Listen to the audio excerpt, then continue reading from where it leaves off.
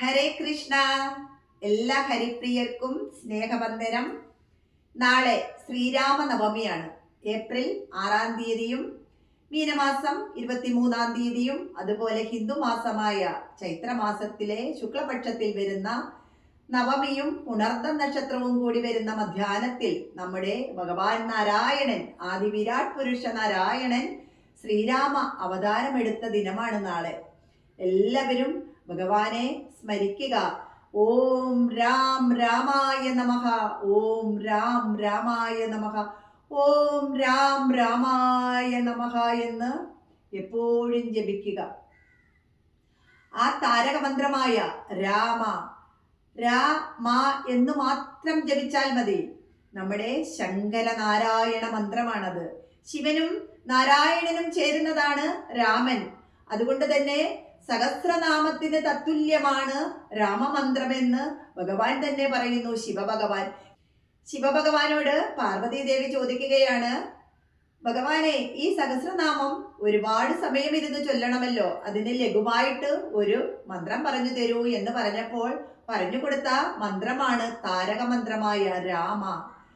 പക്ഷേ എല്ലാവരും ആ ഒരു ശ്ലോകമാണ് ജപിക്കുന്നത്. ശ്രീരാമ രാമ രാമേതി രമേ രാമേ മനോരമേ സഹസ്രനാമ തത്തുല്യം രാമനാമ വരാനേ. ശിവഭഗവാൻ പറയുകയാണ്, അല്ലയോ ദേവി, രമേ രാമേ മനോരമേ, സഹസ്രനാമത്തിന്, വിഷ്ണു സഹസ്രനാമത്തിന് തത്തുല്യമാണ് രാമ എന്ന ഒരു നാമം. അതായത് നാരായണായ എന്നുള്ളതിലുള്ള രായും നമശിവായ എന്നുള്ളതിലുള്ള മായും ചേർന്നാൽ രാമയാകും. അതായത് ശങ്കരനാരായണൻ. ആ ശങ്കരനും നാരായണനും കൂടി ഒന്നിച്ച് അവതാരമെടുത്ത ദിവസമാണ് നാളെ. അതുകൊണ്ട് തന്നെ എല്ലാവരും മത്സ്യമാംസാദികളൊക്കെ ഒഴിവാക്കി ആ രാമമന്ത്രം ജപിക്കുക നാളെ. ഹരേ കൃഷ്ണ. അതുപോലെ 8-ാം തീയതി കാമദ ഏകാദശിയാണ്. ഞാൻ പോസ്റ്റ് ഇടാം. ഹരേ കൃഷ്ണ. എല്ലാവർക്കും ഭഗവാന്റെ അനുഗ്രഹം ഉണ്ടാകട്ടെ. എല്ലാവരും രാമമന്ത്രം ജപിക്കുക. ആ മന്ത്രത്തോടൊപ്പം നമ്മുടെ ആഞ്ജനേയനെയും കൂടെ സ്മരിക്കുക.